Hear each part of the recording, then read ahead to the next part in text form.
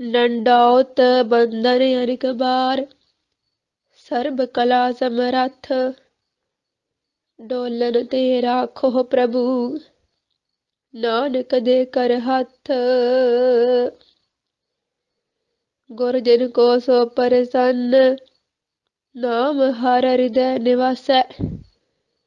जिनको गुर सो प्रसन्न, दुरित दुरंतर नासै। गुर जिनको सो प्रसन्न, मान अभिमान निवारै। जिनको गुर सो प्रसन्न, शब्द लग भव जल तारै। गुर जिनको सो प्रसन्न, मान अभिमान निवारै। जिनको गुर सो प्रसन्न, शब्द लग भव जल तारै।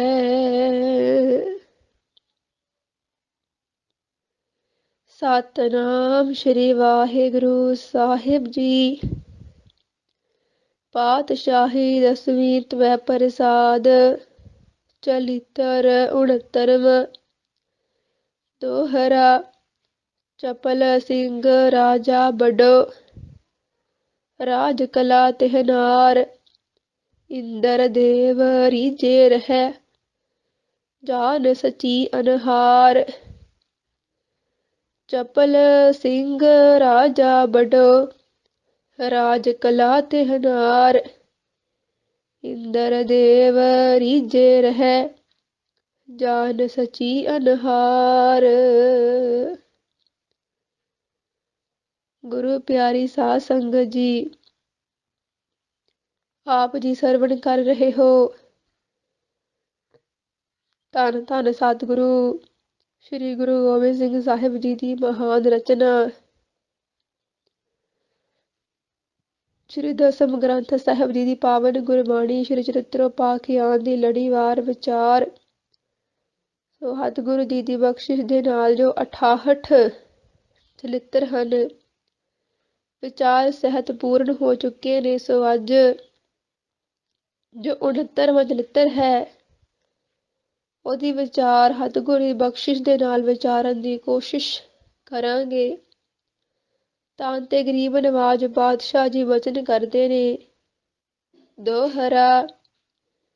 ਚਪਲ ਸਿੰਘ ਰਾਜਾ ਬੜੋ, ਰਾਜ ਕਲਾ ਤਿਹਨਾਰ।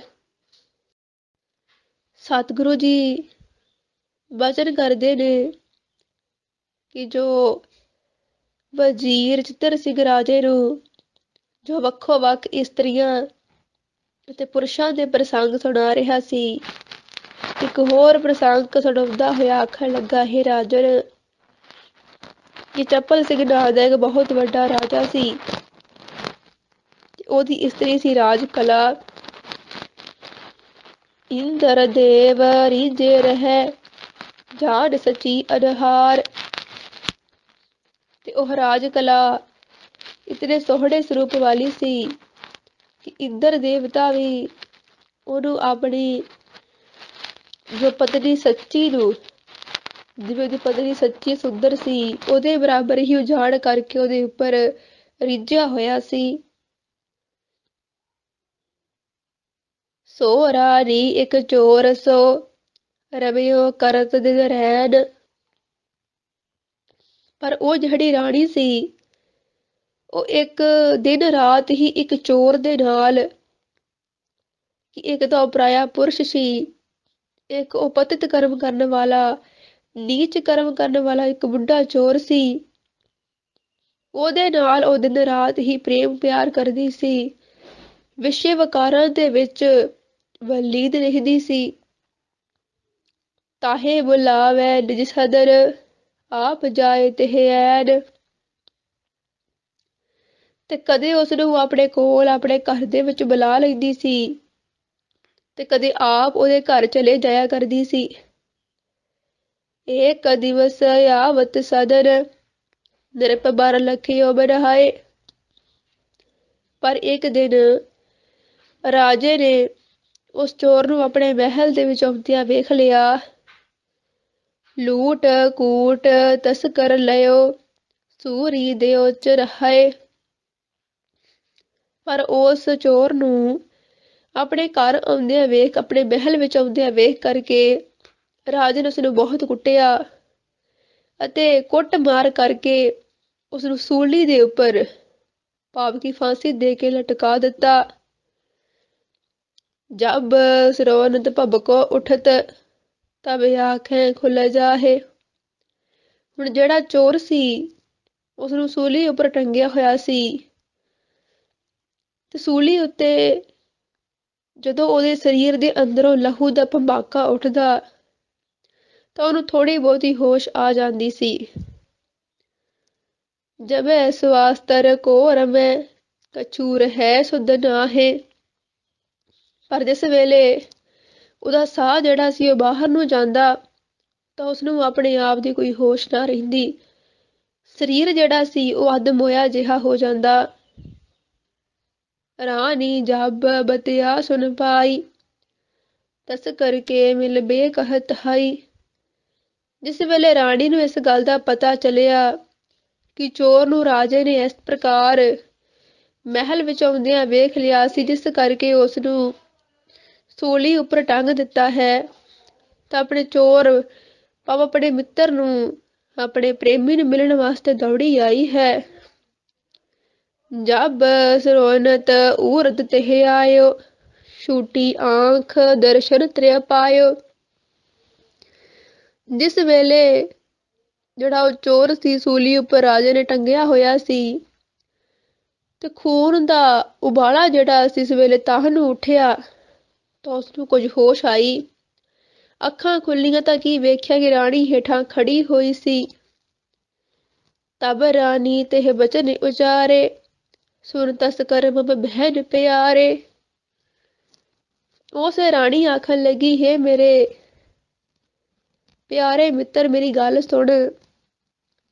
ਜੋ ਕਛ ਆਗਿਆ ਦੇਹੋ ਸ ਕਰੋ ਤੁਮ ਬਿਨ ਮਾਰ ਕਟਾਰੀ ਮਰੋ। ਰਾਣੀ ਆਖਣ ਲੱਗੀ, ਹੈ ਮੇਰੇ ਪਿਆਰੇ ਦੋਸਤ ਮਿੱਤਰ, ਜੋ ਵੀ ਤੂੰ ਮੈਨੂੰ ਆਖੇਗਾ ਆਪਣੇ ਬਚਾਅ ਦੇ ਵਾਸਤੇ ਮੈਂ ਕਰਾਂਗੀ। ਮੈਂ ਤੇਰੇ ਤੋਂ ਬਿਨਾਂ ਜੀ ਨਹੀਂ ਸਕਦੀ। ਤੇਰੇ ਤੋਂ ਬਿਨਾਂ ਮੈਂ ਤਾਂ ਆਪ ਕਟਾਰੀ ਮਾਰ ਕੇ ਮਰ ਜਾਵਾਂਗੀ। ਤੂੰ ਮੈਨੂੰ ਦੱਸ ਕਿ ਮੈਂ ਤੇਰੇ ਵਾਸਤੇ ਕੀ ਕਰਾਂ।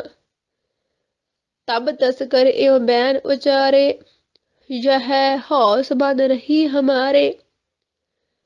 ਹੁਣ ਜਿਵੇਂ ਜਿਹਦੀ ਸੋਚ ਸੀ, ਹੈ ਤਾਂ ਨੀਚ ਕਰਮ ਕਰਨ ਵਾਲਾ ਹੀ ਸੀ ਤੇ ਨੀਚ ਕਰਮ ਕਰਕੇ ਫੜਿਆ ਗਿਆ ਸੀ ਤੇ ਸੂਲੀ ਅਤੇ ਟੰਗਣ ਦੀ ਸਜ਼ਾ ਮਿਲੀ ਹੋਈ ਸੀ ਤੇ ਸਜ਼ਾ ਭੁਗਤਦਾ ਹੋਇਆ ਵੀ ਉਹਦੇ ਮਨ ਵਿੱਚ ਕੋਈ ਸ਼ੁਭ ਕਰਮ ਕਰਨ ਦੀ ਸੁੱਝੀ ਨਾ। ਸਗੋਂ ਰਾਣੀ ਨੂੰ ਆਖਣ ਲੱਗਾ ਕਿ ਮੇਰੇ ਮਨ ਦੇ ਵਿੱਚ ਇਹੀ ਆਖਰੀ ਇੱਛਾ ਹੈ ਜੇ ਤੂੰ ਮੇਰੀ ਪੂਰੀ ਕਰ ਦੇਵੇ। ਮਰਤ ਸਮੇਂ ਚੁੰਬਨ ਤਬ ਕਰੋ ਬਹੁਰੇ ਜਾਂ ਸੂਰੀ ਪਰ ਮਰੋ। ਕਹਿਣ ਲੱਗਾ ਮੇਰੇ ਮਨ ਦੀ ਇਹ ਇੱਛਾ ਹੈ ਕਿ ਹੇ ਰਾਣੀ, ਜਿਸ ਵੇਲੇ ਮੈਂ ਮਰਾਂ ਤਾਂ ਮਰਦੇ ਸਮੇਂ ਵੀ ਤੈਨੂੰ ਸਪਰਸ਼ ਕਰਾਂ ਤੇ ਫਿਰ ਭਾਵੇਂ ਮੈਂ ਸੂਲੀ ਉੱਪਰ ਚੜਿਆ ਹੋਇਆ ਕਿਉਂ ਨਾ ਮਰ ਜਾਵਾਂ, ਮੈਨੂੰ ਕੋਈ ਪਰਵਾਹ ਨਹੀਂ। ਜਬ ਰਾਣੀ ਚੁੰਬਨ ਤਿਹ ਦੀਨੋ ਸਰੋਣ ਭਬਾਕੇ ਤਰਕ ਹਕੀਨੋ। ਜਦ ਰਾਣੀ ਨੇ ਫਿਰ ਉਸ ਚੋਰ ਨੂੰ ਆਪਣੇ ਆਪ ਨੂੰ ਸਪਰਸ਼ ਕਰਨ ਦਿੱਤਾ ਤੇ ਉਸ ਚੋਰ ਦਾ ਖੂਨ ਜਿਹੜਾ ਸੀ ਉਹ ਇੱਕਦਮ ਭਬਾਕੇ ਮਾਰ ਕੇ ਉੱਠਿਆ। ਤਬ ਤਸ ਕਰ ਗੋ ਮੁਖ ਜੁਰ ਗਇਓ ਨਾਕ ਕਾਟ ਰਾਣੀ ਕੋ ਲਿਓ। ਤਾਂ ਉਸ ਵੇਲੇ ਹੀ ਚੋਰ ਦੇ ਸੁਭਾਅ ਜਿਹੜੇ ਸਨ ਇੱਕਦਮ ਹਲਕੇ ਹੋਣ ਲੱਗ ਪਏ, ਮੱਠੇ ਹੋਣ ਲੱਗ ਪਏ। ਸਰੀਰ ਦੇ ਵਿੱਚੋਂ ਹੌਲੀ ਹੌਲੀ ਸਵਾਸ ਪ੍ਰਾਣ ਨਿਕਲ ਰਹੇ ਸੀ ਤੇ ਇੱਕਦਮ ਚੋਰ ਦਾ ਮੂੰਹ ਜਿਹੜਾ ਸੀ ਜੁੜ ਗਿਆ ਤੇ ਰਾਣੀ ਦਾ ਨੱਕ ਜਿਹੜਾ ਸੀ ਉਹ ਕੱਟ ਕੇ ਉਹਦੇ ਚੋਰ ਦੇ ਮੂੰਹ ਦੇ ਵਿੱਚ ਚਲਿਆ ਗਿਆ। ਦੋਹਰਾ ਜਬ ਤਸ ਕਰ ਚੁੰਬਨ ਕਰਿਓ ਪ੍ਰਾਨ ਤਜੇ ਤਤਕਾਲ। ਕਿਉਂਕਿ ਜਿਸ ਵੇਲੇ ਚੋਰ ਨੇ ਰਾਣੀ ਨੂੰ ਸਪਰਸ਼ ਕੀਤਾ ਉਸੇ ਵੇਲੇ ਹੀ ਪ੍ਰਾਣ ਜਿਹੜੇ ਸੀ ਸਰੀਰ 'ਚ ਨਿਕਲ ਗਏ, ਸਵਾਸ ਨਿਕਲ ਗਏ, ਭਾਵ ਉਹ ਮਰ ਗਿਆ। ਨਾਕ ਕੱਟਿਓ ਮੁਖ ਮੈਂ ਰਹਿਓ ਰਾਣੀ ਭਈ ਬਹਾਲ। ਹੁਣ ਨੱਕ ਰਾਣੀ ਦਾ ਕੱਟਿਆ ਗਿਆ ਤੇ ਉਹ ਚੋਰ ਦੇ ਮੂੰਹ ਦੇ ਵਿੱਚ ਹੀ ਰਹਿ ਗਿਆ। राणी बड़ी दुखी हुई, चाओ पई, नाग कटाए त्रिया घरे आई, जोर निरपत को बात सुनाई। ਹੁਣ ਨੱਕ ਤਾਂ ਆਖਿਰ ਰਾਣੀ ਦਾ ਕੱਟਿਆ ਗਿਆ ਸੀ। ਉਹ ਆਪਣੇ ਘਰ ਦੇ ਵਿੱਚ ਮਹਿਲਾਂ ਵਿੱਚ ਵਾਪਸ ਆਈ ਤੇ ਹੁਣ ਜੇਕਰ ਕੋਈ ਪੁੱਛਦਾ ਤਾਂ ਉਸ ਦੇ ਕੋਲ ਹੁਣ ਕੀ ਜਵਾਬ ਸੀ ਕਿ ਉਹਦੇ ਨਾਲ ਕਿਹੜੀ ਘਟਨਾ ਵਾਪਰੀ ਹੈ, ਜਾਂ ਉਹ ਕੀ ਕਰਦੀ ਫਿਰਦੀ ਸੀ ਤੇ ਕਿਸ ਮਾੜੇ ਕਰਮ ਕਰਕੇ ਮਾੜਾ ਫਲ ਭੁਗਤਣਾ ਪਿਆ ਹੈ।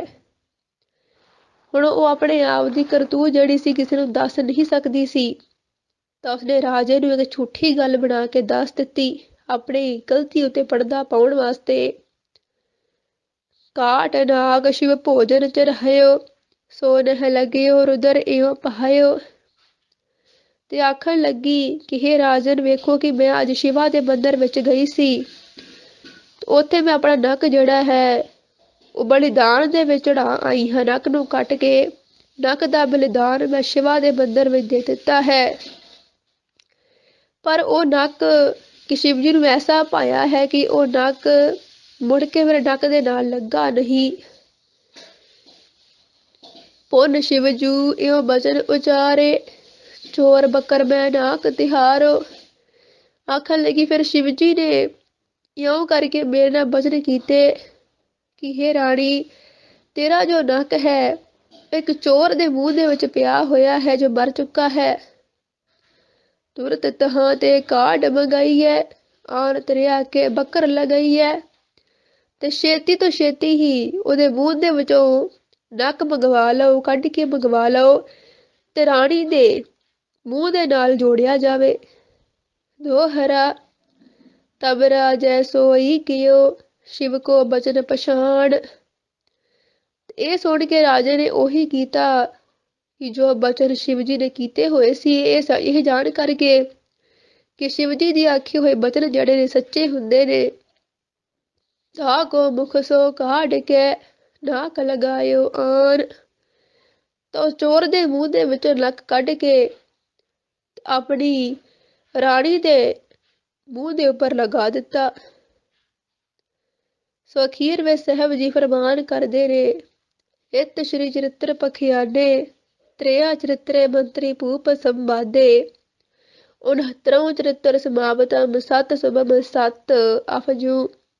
ਸਾਹਿਬ ਜੀ ਫਰਮਾਉਂਦੇ ਹਨ ਕਿ ਇਸ ਪ੍ਰਕਾਰ ਸ਼੍ਰੀ ਚਰਿਤ੍ਰੋਪਾਖਿਆਨ ਦੇ ਤ੍ਰੇਆ ਚਰਿਤ੍ਰ ਦਾ ਵਜ਼ੀਰ ਤੇ ਰਾਜੇ ਦੀ ਆਪਸੀ ਵਾਰਤਾਲਾਪ ਦਾ 69ਵਾਂ ਚਰਿਤ੍ਰ ਸ਼ੁਭ ਸੰਪੂਰਨ ਹੁੰਦਾ ਹੈ।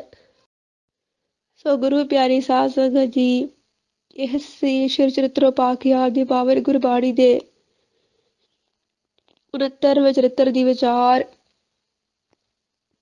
ਜੋ ਆਪ ਜੀ ਨੇ ਸਰਵਣ ਕੀਤੀ ਹੈ ਅਤੇ ਸਤਿਗੁਰੂ ਜੀ ਨੇ ਆਪ ਰਹਿਮਤ ਕਰਕੇ ਜਿਸ ਦੀ ਵਿਚਾਰ ਕਰਵਾਈ ਹੈ। ਸੋ ਪਿਆਰੀ ਸਾਧ ਸੰਗਤ ਜੀ, ਇਸ ਚਰਿਤ੍ਰ ਦੇ ਰਾਹੀਂ ਸਤਿਗੁਰੂ ਜੀ ਸਾਨੂੰ ਇਹੀ ਮਹਾਨ ਸਿੱਖਿਆ ਬਖਸ਼ਿਸ਼ ਕਰਦੇ ਨੇ ਕਿ ਜਿਵੇਂ ਸਾਹਿਬਾਂ ਦਾ ਬਚਨ ਹੁੰਦਾ ਹੈ ਕਿ ਚੋਰ ਯਾਰ ਜੁਆਰ ਪੀੜੇ ਕਹਾਣੀਏ, ਜੋ ਬੁਰੇ ਕਰਮ ਕਰਨ ਵਾਲੇ ਚੋਰ, ਚੋਰੀਆਂ ਕਰਨ ਵਾਲੇ, ਪਰਾਈਆਂ ਇਸਤਰੀਆਂ ਪਰਾਏ ਮਰਦਾਂ ਨਾਲ ਮਿੱਤਰਤਾ ਪਾਉਣ ਵਾਲੇ ਇਸਤਰੀਆਂ ਤੇ ਪੁਰਸ਼ ਜੋ ਵਿਸ਼ੇ ਵਿਕਾਰਾਂ ਦੇ ਅਧੀਨ ਹੋ ਕੇ ਪਰਾਏ ਪੁਰਸ਼ਾਂ ਨਾਲ ਮੇਲ ਕਰਦੀਆਂ ਹਨ ਜਾਂ ਮੇਲ ਕਰਦੇ ਹਨ, ਐਸੇ ਪੁਰਖ ਤੇ ਐਸੀਆਂ ਇਸਤਰੀਆਂ ਉਹ ਸਭਨਾਂ ਨੂੰ ਹੀ ਸਜ਼ਾਵਾਂ ਮਿਲਦੀਆਂ ਹਨ ਕਿ ਬੁਰੇ ਕਰਮ ਕਰਨ ਦਾ ਨਤੀਜਾ ਆਖਿਰ ਬੁਰਾ ਹੀ ਹੁੰਦਾ ਹੈ। ਜਿਵੇਂ ਇਸ ਚਰਿਤ੍ਰ ਦੇ ਵਿੱਚ ਜਿਹੜਾ ਉਹ ਚੋਰ ਸੀ ਜੋ ਪਰਾਇਆ ਸੰਗ ਕਰਨ ਵਾਲਾ ਸੀ, ਇੱਕ ਤਾਂ ਉਹ ਚੋਰ ਸੀ ਤੇ ਦੂਸਰਾ ਉਸਨੇ ਪਰਾਈ ਇਸਤਰੀ ਦੇ ਨਾਲ ਮੋਹ ਪਾਇਆ ਹੋਇਆ ਸੀ, ਵਿਸ਼ੇ ਵਿਕਾਰਾਂ ਦੇ ਵਿੱਚ ਲਿਵਲੀਨ ਰਹਿੰਦਾ ਸੀ, ਪਰਾਇਆ ਸੰਗ ਕਰਦਾ ਸੀ ਤੇ ਉਸ ਨੂੰ ਪ੍ਰਮਾਤਮਾ ਦੇ ਕੀਤੇ ਦਾ ਫਲ ਇੱਥੇ ਹੀ ਜੀਵ ਦਾ ਜੀ ਭੁਗਤਾ ਦਿੱਤਾ ਕਿ ਜੋ ਉਸ ਰਾਜੇ ਨੇ ਉਸ ਚੋਰ ਨੂੰ ਫੜ ਕਰਕੇ ਸੂਲੀ ਉੱਤੇ ਟੰਗ ਦਿੱਤਾ। ਕਈਆਂ ਨੂੰ ਤਾਂ ਕੀਤੇ ਹੋਏ ਕਰਮਾਂ ਦੇ ਫਲ ਇੱਥੇ ਹੀ ਮਿਲ ਜਾਂਦੇ ਹਨ, ਪਰ ਜੇਕਰ ਕੋਈ ਉਸ ਰਾਣੀ ਦੀ ਨਹੀਂ ਆਈ, ਆਪਣਾ ਬੁਰਾ ਕਰਮ ਕਰਕੇ ਪਰਾਇਆ ਸੰਗ ਕਰਕੇ ਆਪਣੇ ਛਲ ਕਪਟ ਕਰਕੇ ਕੋਈ ਬਚ ਵੀ ਜਾਏ ਤੇ ਫਿਰ ਉਸ ਪਰਮਾਤਮਾ ਦੀ ਦਰਗਾਹ ਦੇ ਵਿੱਚ ਉੱਥੇ ਕੋਈ ਬਚ ਨਹੀਂ ਸਕਦਾ। ਜਿਵੇਂ ਸਾਹਿਬਾਂ ਦਾ ਪਾਵਨ ਫਰਮਾਨ ਹੁੰਦਾ ਹੈ ਕਿ ਸਹਿਸ ਸਿਆਣਪਾ ਲੱਖ ਹੋਏ ਤਾਂ ਇੱਕ ਨਾ ਚੱਲੇ ਨਾਲ। ਭਾਵੇਂ ਮਨੁੱਖ ਦੇ ਵਿੱਚ ਹਜ਼ਾਰਾਂ ਤੇ ਲੱਖਾਂ ਸਿਆਣਪਾ ਕਿਉਂ ਨਾ ਹੋਣ, ਉਸ ਇੱਕ ਅਕਾਲ ਪੁਰਖ ਵਾਹਿਗੁਰੂ ਦੇ ਅੱਗੇ ਮਨੁੱਖ ਦੀ ਇੱਕ ਵੀ ਸਿਆਣਪ ਜਾਂ ਇੱਕ ਵਿਸ਼ਾਲ ਕਪਟ ਉਹ ਕੰਮ ਨਹੀਂ ਆਉਂਦਾ, ਕਿਉਂਕਿ ਉਸ ਵਾਹਿਗੁਰੂ ਦੇ ਦਰਬਾਰ ਦੇ ਵਿੱਚ ਆਖਿਰ ਸੱਚਾ ਨਿਆਂ ਹੁੰਦਾ ਹੈ। ਤੇ ਜੋ ਪਾਪੀ ਹੁੰਦੇ ਹਨ, ਜਿਵੇਂ ਸਤਿਗੁਰੂ ਜੀ ਫਰਮਾਉਂਦੇ ਹਨ ਕਿ ਜੈਕਾਰ ਕੀਓ ਧਰਮੀਆਂ ਕਾ ਪਾਪੀ ਕੋ ਦੰਡ ਦਿਓਏ। ਪਾਪੀਆਂ ਨੂੰ ਪ੍ਰਮਾਤਮਾ ਦੇ ਵੱਲੋਂ ਸਜ਼ਾਵਾਂ ਮਿਲਦੀਆਂ ਹਨ, ਪਰ ਜੋ ਧਰਮੀ ਪੁਰਸ਼ ਹੁੰਦੇ ਹਨ ਉਹਨਾਂ ਦੀ ਇੱਜ਼ਤ ਹੁੰਦੀ ਹੈ, ਸਤਿਕਾਰ ਹੁੰਦਾ ਹੈ। ਤੇ ਇਸੇ ਪ੍ਰਕਾਰ ਹੀ ਐਸੀਆਂ ਇਸਤਰੀਆਂ ਜੋ ਉਸ ਰਾਜ ਕਲਾ ਰਾਣੀ ਦੀ ਰਿਹਾਈ ਛਲ ਕਪਟ ਕਰਕੇ ਆਪਣੇ ਪਤੀ ਦੇ ਨਾਲ ਛਲ ਕਪਟ ਕਰਦੀਆਂ ਨੇ ਤੇ ਪਰਾਏ ਪੁਰਸ਼ਾਂ ਦੇ ਨਾਲ ਮੇਲ ਕਰਦੀਆਂ ਹਨ, ਪਰਾਇਆ ਸੰਗ ਕਰਦੀਆਂ ਨੇ,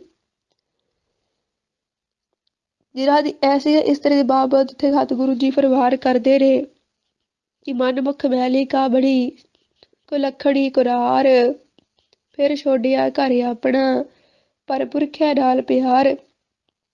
ਕਿ ਐਸੀਆਂ ਨੀਚ ਜੀਵਨ ਵਾਲੀਆਂ ਇਸਤਰੀਆਂ ਜੋ ਆਪਣੇ ਪਰਾਇਆ ਸੰਗ ਕਰਨ ਵਾਸਤੇ ਤੇ ਆਪਣੀ ਗਲਤੀ ਉੱਤੇ ਫਿਰ ਪਰਦਾ ਪਾਉਣ ਵਾਸਤੇ ਰਾਜ ਕਲਾ ਨੇ ਕੀਤਾ ਕਿ ਆਪਣਾ ਪਾਪ ਛੁਪਾਉਣ ਵਾਸਤੇ ਉਸਨੇ ਰਾਜੇ ਦੇ ਨਾਲ ਛਲ ਕਪਟ ਕਰਨ ਵਾਸਤੇ ਆਪਣੇ ਇਸ਼ਟ ਦੇਵ ਨੂੰ ਵੀ ਵਰਤਣ ਦੇ ਵਿੱਚ, ਭਾਵ ਕਿ ਇਸ਼ਟ ਦੇਵ ਨੂੰ ਵੀ ਉਸਨੇ ਬਖਸ਼ਿਆ ਨਹੀਂ। ਕਿ ਜੋ ਉਹਨਾਂ ਦੇ ਇਸ਼ਟ ਦੇਵ ਹਨ, ਜਿਵੇਂ ਸ਼ਿਵ ਜੀ ਦਾ ਨਾਮ ਲੈ ਕਰਕੇ ਉਸਨੇ ਆਪਣੇ ਕੀਤੇ ਹੋਏ ਪਾਪ ਨੂੰ ਛੁਪਾ ਲਿਆ, ਜਿਸ ਕਰਕੇ ਰਾਜੇ ਨੇ ਵੀ ਰਾਣੀ ਉੱਪਰ ਕੋਈ ਸ਼ੱਕ ਨਹੀਂ ਕੀਤਾ ਕਿ ਰਾਣੀ ਠੀਕ ਹੀ ਆਖ ਰਹੀ ਹੈ। ਜੋ ਸ਼ਿਵਾ ਦੇ ਬਚਨ ਹਨ ਵਾਕਿਆ ਸੱਚ ਹੁੰਦੇ ਨੇ, ਪਰ ਉਸ ਰਾਣੀ ਨੇ ਆਖਰ ਵਿੱਚ ਕਿਵੇਂ ਬੁਰਾ ਕਰਮ ਕੀਤਾ ਤੇ ਬੁਰੇ ਕਰਮ ਦਾ ਫਲ ਉਸਨੇ ਕਿਵੇਂ ਭੋਗਿਆ, ਇਸ ਗੱਲ ਦਾ ਭੇਦ ਰਾਜੇ ਨੂੰ ਨਹੀਂ ਸੀ।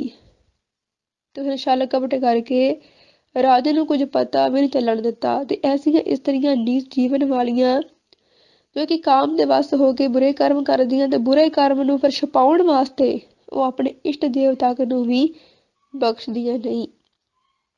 ਇਸੇ ਕਰਕੇ ਗਰੀਬ ਨਵਾਜ ਪਾਤਸ਼ਾਹ ਜੀ ਨੇ ਸਾਨੂੰ ਗੁਰਬਾਣੀ ਦੇ ਰਾਹੀਂ ਇਹ ਮਹਾਨ ਸਿੱਖਿਆ ਬਖਸ਼ਿਸ਼ ਕੀਤੀ ਹੈ ਕਿ ਮਨੁੱਖਾ ਜਨਮ ਜੋ ਵੀ ਇਹਦੇ 'ਚ ਅਸੀਂ ਕਰਮ ਕਰਾਂਗੇ ਉਹਦਾ ਫਲ ਸਾਨੂੰ ਉਹਦੇ ਅਨੁਸਾਰ ਹੀ ਮਿਲਣਾ ਹੈ।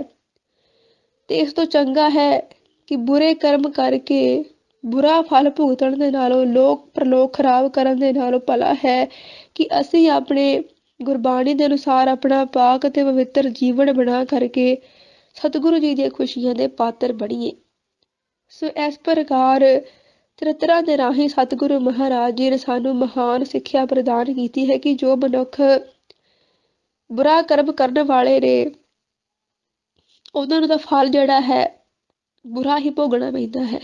ਇਸ ਕਰਕੇ ਬੁਰੇ ਕਰਮਾਂ ਤੋਂ ਬਚ ਕੇ ਰਹੋ, ਸ਼ੁਭ ਕਰਮਾਂ ਨੂੰ ਕਰਨ ਦੇ ਵਿੱਚ ਆਪਣਾ ਮਨ ਲਗਾਓ, ਸ਼ੁਭ ਕਰਮ ਕਰੋ, ਗੁਰੂ ਵਾਲੇ ਬਣੋ ਤੇ ਗੁਰਬਾਣੀ ਦੇ ਬਚਨਾਂ ਅਨੁਸਾਰ ਆਪਣਾ ਜੀਵਨ ਜੀ ਕੇ ਸਤਿਗੁਰੂ ਜੀ ਦੀਆਂ ਪਾਵਨ ਖੁਸ਼ੀਆਂ ਦੇ ਪਾਤਰ ਬਣੀਏ।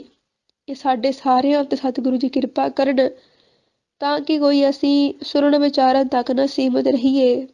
ਜੋ ਗੁਰਬਾਣੀ ਦੇ ਪਵਿੱਤਰ ਪਾਵਨ ਸਿਧਾਂਤ ਹਨ ਉਹ ਅਸੀਂ ਆਪਣੇ ਜੀਵਨ ਦੇ ਅਮਲੀ ਰੂਪ ਦੇ ਵਿੱਚ ਕਮਾਈਏ ਤਾਂ ਕਿ ਸਤਿਗੁਰੂ ਜੀ ਦੀਆਂ ਖੁਸ਼ੀਆਂ ਦੇ ਪਾਤਰ ਬਣ ਸਕੀਏ। ਸੋ ਗੁਰੂ ਸਾਹਿਬ ਸਾਡੇ ਸਾਰਿਆਂ ਉੱਤੇ ਰਹਿਮਤ ਕਰਨ। ਸੋ ਪਿਆਰੀ ਸਾਧ ਸੰਗਤ ਜਿਤਨੀਆਂ ਬੇਨਤੀਆਂ ਪ੍ਰਵਾਨ ਕਰਨਾ ਜੀ। ਗੁਰਬਾਣੀ ਦੀਆਂ ਗੁਰਮਤਿ ਵਿਚਾਰਾਂ ਕਰਦੇ ਏਕ ਨਹੀਂ, ਅਨੇਕ ਪ੍ਰਕਾਰ ਦੀਆਂ ਭੁੱਲਾਂ ਗਲਤੀਆਂ ਹੋ ਜਾਂਦੀਆਂ ਹਨ। ਸਤਿਗੁਰਾਂ ਦੀ ਸੰਗਤ ਬਖਸ਼ਣ ਯੋਗ ਹੈ, ਬਖਸ਼ ਲੈਣਾ। ਗੁਰੂ ਸਾਹਿਬ ਅੱਗੇ ਤੋਂ ਸਮਤ ਬਖਸ਼ਣ ਤਾਂ ਕਿ ਸੱਜੇ ਢੰਗ ਦੇ ਨਾਲ ਗੁਰਬਾਣੀ ਦੀਆਂ ਗੁਰਮਤਿ ਵਿਚਾਰਾਂ ਕਰ ਸਕੀਏ। ਸੋ ਅੰਤ ਵਿੱਚ ਬੜੇ ਪਿਆਰ ਦੇ ਨਾਲ ਫਤਿਹ ਬੁਲਾਓ। ਵਾਹਿਗੁਰੂ ਜੀ ਕਾ ਖਾਲਸਾ, ਵਾਹਿਗੁਰੂ ਜੀ ਕੀ ਫਤਿਹ।